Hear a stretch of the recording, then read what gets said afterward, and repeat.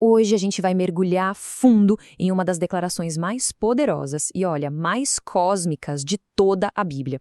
É uma frase só, mas que tem a ambição de definir o começo, o meio e o fim de absolutamente tudo que existe.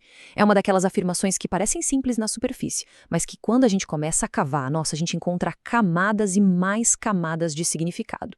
Essa frase vem lá do livro do Apocalipse, um livro que já é cheio de mistério, né? E ela não é só um detalhe poético, é uma autodeclaração, quase um decreto de soberania total, feita para ecoar pela história.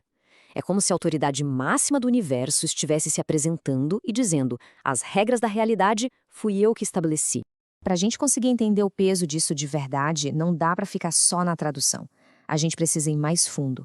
As palavras originais no grego carregam um universo inteiro de teologia, de filosofia.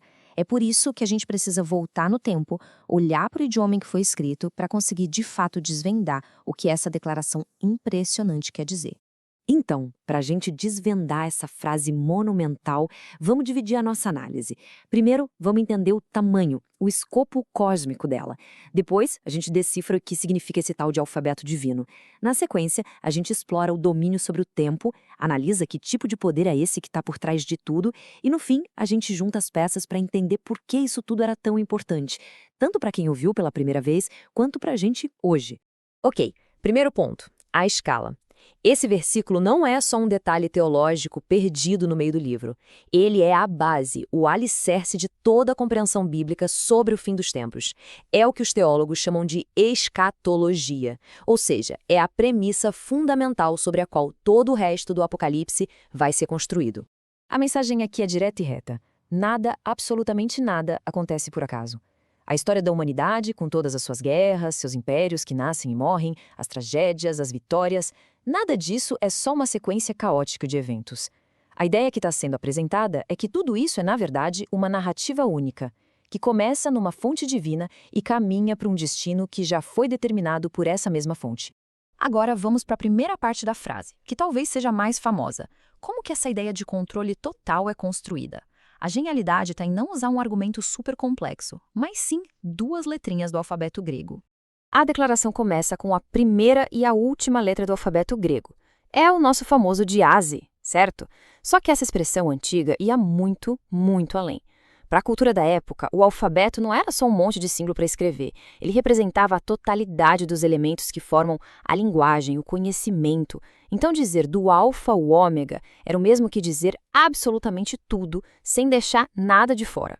E a profundidade disso é o que impressiona. Não é só sobre ser o começo e o fim numa linha do tempo. A ideia aqui é ser a própria realidade que engloba tudo. Essa é a fonte de onde tudo veio, a matéria, a vida, o propósito, e ser também o ponto final para onde tudo está indo, para onde toda a história converge. É o ponto de partida e a linha de chegada de tudo que existe. E aqui que a teologia fica muito interessante, porque a identidade de quem se declara o Alfa e o Ômega é um dos pontos mais importantes de toda a Bíblia. Não é um título que se usa à toa, e a forma como ele é usado no Novo Testamento tem implicações que literalmente transformaram o mundo. Olha que ponto crucial. Um título que, lá no Antigo Testamento, era usado exclusivamente por Deus, YHWH, o Deus de Israel, eu sou o primeiro e eu sou o último, agora, no Apocalipse, é reivindicado diretamente por Jesus Cristo. Para aqueles primeiros cristãos, que eram em sua maioria judeus, essa conexão era impossível de ignorar. Era chocante. Era uma declaração clara da divindade absoluta de Jesus, colocando no mesmo patamar de Deus Pai. Bom, depois de estabelecer o domínio sobre a totalidade do que existe, o versículo vai ainda mais longe e expande esse domínio para o próprio tempo. E o jeito que ele faz isso é de uma precisão filosófica incrível, cobrindo todas as dimensões do tempo a partir de um ponto de vista da eternidade. Essa não é uma linguagem poética qualquer jogada ali, é uma fórmula teológica pensada nos mínimos detalhes, que com certeza reflete debates da época sobre a natureza de Deus e do tempo. Cada pedacinho dessa frase foi escolhido a dedo para passar a ideia de um ser que está, ao mesmo tempo, dentro e fora do fluxo da história.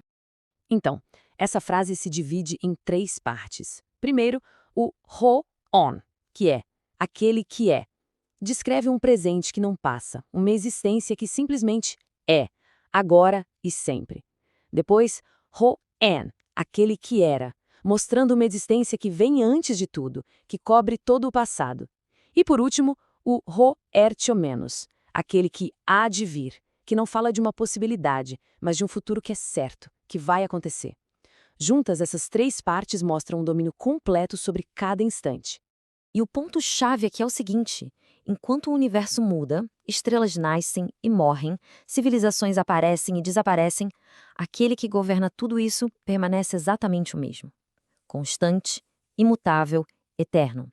Ele não é uma vítima do tempo, ele é o Senhor do tempo. A identidade e os propósitos dele não mudam, o que oferece um ponto de estabilidade absoluta no meio de um universo que está sempre em movimento.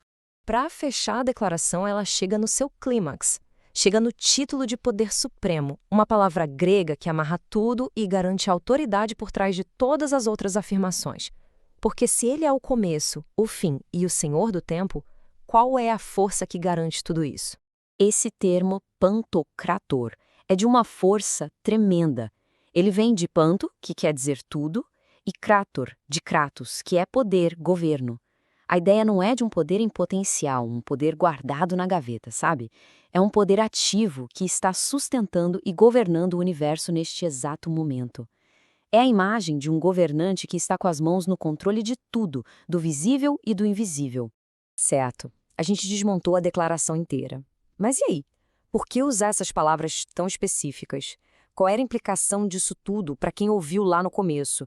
E o que isso significa para a gente hoje? Vamos juntar as peças? Agora, tenta se colocar no lugar de um cristão daquela época. Viver debaixo do Império Romano, um poder que parecia eterno, que parecia invencível, com um imperador que queria ser adorado como Deus. Nesse cenário, ouvir uma declaração como essa não era só teologia abstrata, era uma mensagem política, subversiva, e que traziam com um conforto e uma esperança gigantescos. Era um lembrete de que César, por mais poderoso que fosse, não tinha a palavra final sobre a história. A mensagem era muito clara. O poder que a gente vê no mundo, o poder dos governos, das crises, não é o poder supremo.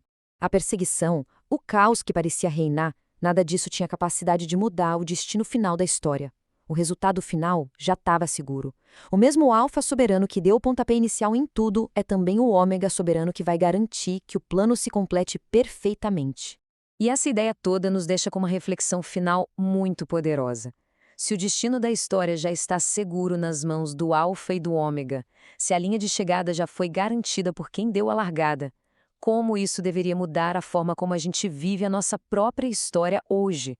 Como isso afeta o nosso olhar para os desafios, para as incertezas e para o propósito de cada dia? Uma boa reflexão para a gente levar.